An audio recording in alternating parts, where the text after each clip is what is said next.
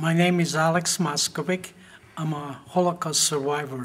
I was liberated on April 11th of 1945 in a camp in Germany called Buchenwald. After my liberation, I returned back home to Czechoslovakia with the possibility of meeting up with my family. However, after I arrived and I stayed there for a few months, I began to realize that no one in my family has survived besides me. Soon after, I received a letter from my uncle who lived in the United States, and he wanted to know what happened to my family, and of course, his family too. And therefore, I answered him, and after I answered him, he made a decision that I shouldn't stay by myself in Czechoslovakia, and he said if I would like to come to the United States, and I agreed, and he sent me documents that I needed, and also a ticket to come to the United States. With that, I went to the American Embassy with a passport and to get a visa, and I was able to get a visa. And of course, once I received the visa, I took the ticket that my uncle sent me, and I went to Poland. The town in Poland was Gdańsk, where I was going to get on a ship and come to the United States. However, when I arrived in Poland to get on the ship, apparently the ship that I was supposed to be on was being refitted for a passenger service, because during the war it was used for troop service. And they told me it won't be ready for another 6 months. So I was able to talk to the people over there, and they decided that there was a freighter leaving in a few days, and I would be able to get on that. And I agreed to that, and I got on that freighter. The freighter's name was the Białystok, that came to the United States for material to take back to Poland. Once I got on the ship, I was the only passenger. They had a few passenger cabins, but at that time I was the only passenger besides the crew. It took us about 16 days to get to the United States. Once we arrived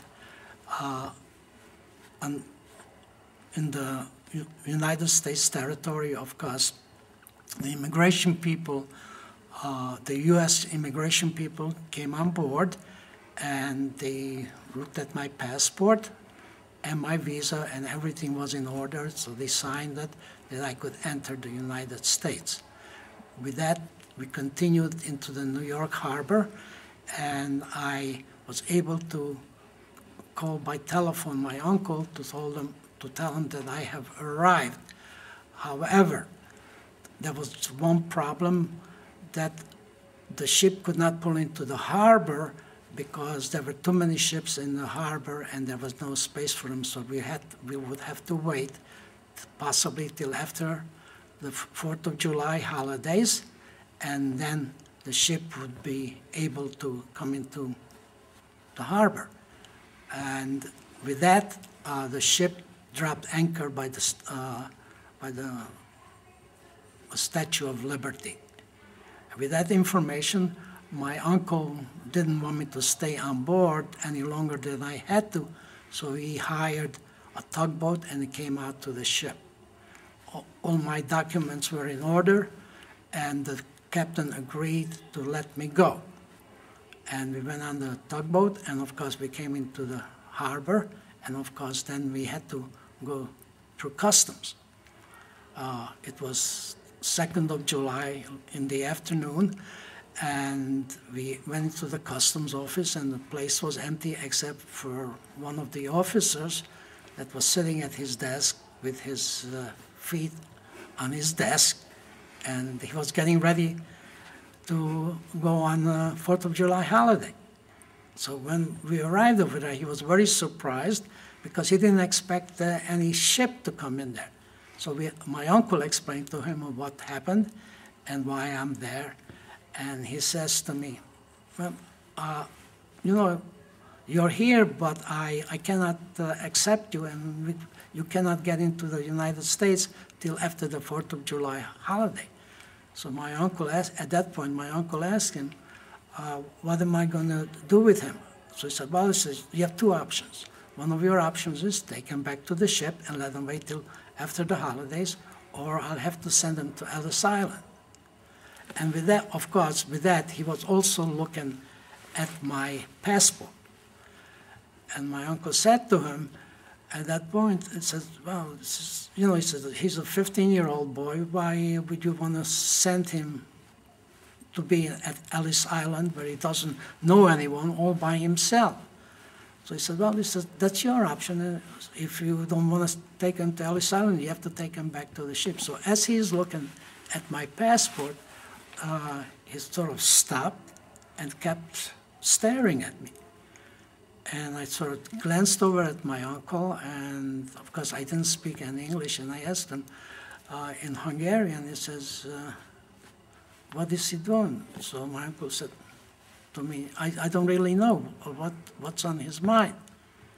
And with that, he keeps looking at me, and he says to me, do you know, he says, that you are the first person that I have ever met that was born on 4th of July. And my uncle has translated this information to me.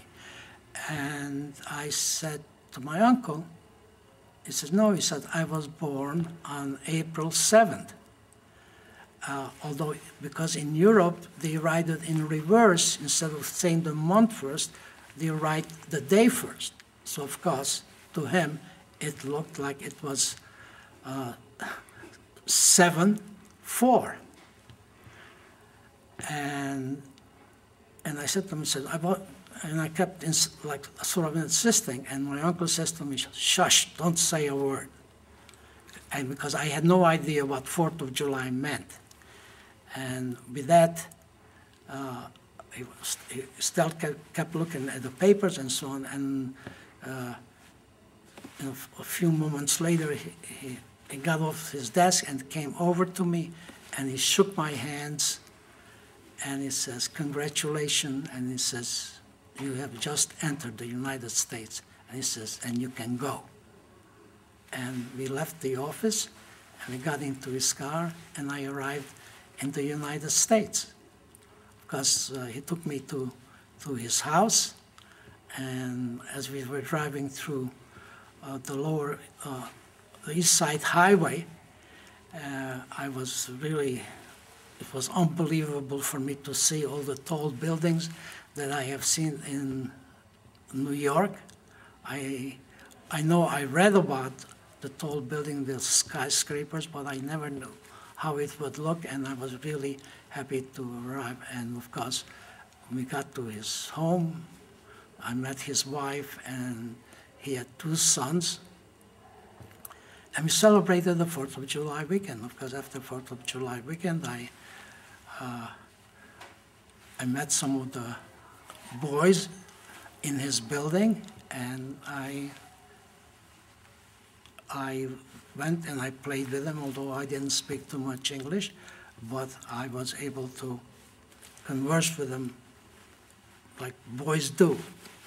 And I was very happy to be in this country, and it was the beginning of a very eventful and lucky day of my life, the day that I arrived in the United States, because it gave me the opportunity to accomplish many things, including the beginning of restarting my new family that I have lost, and because of that, I'm really grateful to the United States for accepting me and giving me the opportunities so I would be able to accomplish what I have accomplished. And because of that, now that I have retired, I go to schools and talk to children starting in middle schools, high schools, and colleges, and I tell them my life story exactly of what happened to me during the Holocaust and how I was able to survive, and I feel that it is my responsibility to do that, because we have to remember the past history, because if we do not remember our past history, our future has no meaning to it, because we'll continue repeating the same mistakes that the people have done before us.